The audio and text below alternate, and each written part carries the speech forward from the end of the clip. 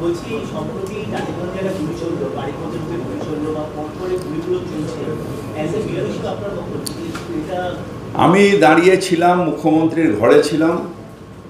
মুখ্যমন্ত্রী অত্যন্ত ক্ষুব্ধ, খুব কড়া ভাষায় পুলিশ কমিশনারকে এবং রাজ্যের পুলিশকে বলেছেন where this arms is coming from.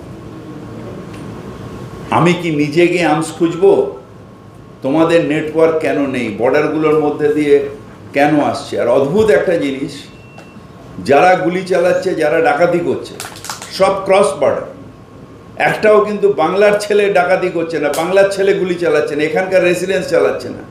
যে ডাকাতি করছে হয় বিহার থেকে আসছে, না ঝাড়খণ্ড থেকে আসছে, না অন্য অন্য স্টেট থেকে আসছে। কেন?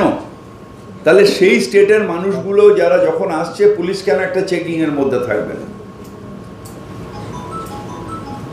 আপনি টালিগঞ্জ কেন ভাবছেন? আমরাও তো ফ্যামিলি নিয়ে থাকি। যদি কালকে আমাদের উপর একটা বিপদ আসে, সুতরাং এটা পুলিশকে দৃঢ়ভাবে করছে। পুলিশ আগের থেকে ক্রিমিনাল অ্যাক্টিভিটিস অনেক কম হয়েছে।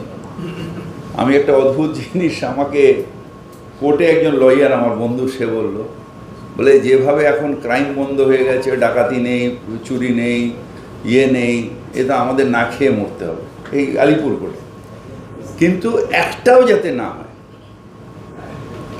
সেটাও দেখা পুলিশের দায়িত্ব, এবং মুখ্যমন্ত্রী এই ব্যাপারে অত্যন্ত কঠোর। হ্যাঁ, নাহলে ওই সব রাজ্য থেকে কেন বারবার করে স্মাগল হচ্ছে, কি করে আসছে? ওই যে একটা কি নাম বেশ এখন খুব উঠেছে, হ্যাঁ হ্যাঁ হ্যাঁ, কি একটা সিং ফিং, এরা কারা? এরা কেন আসছে? এদের ইনফর্মাররা কারা? কারা এদের নেটওয়ার্কের মধ্যে আছে? আমি আশা করছি সিআইডি বার করবে।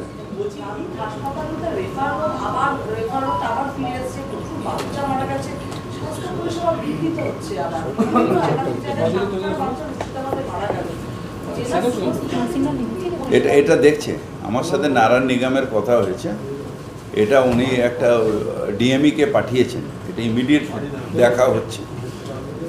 এটা একটাও কাম্য না। প্রশ্ন করবো তুমি?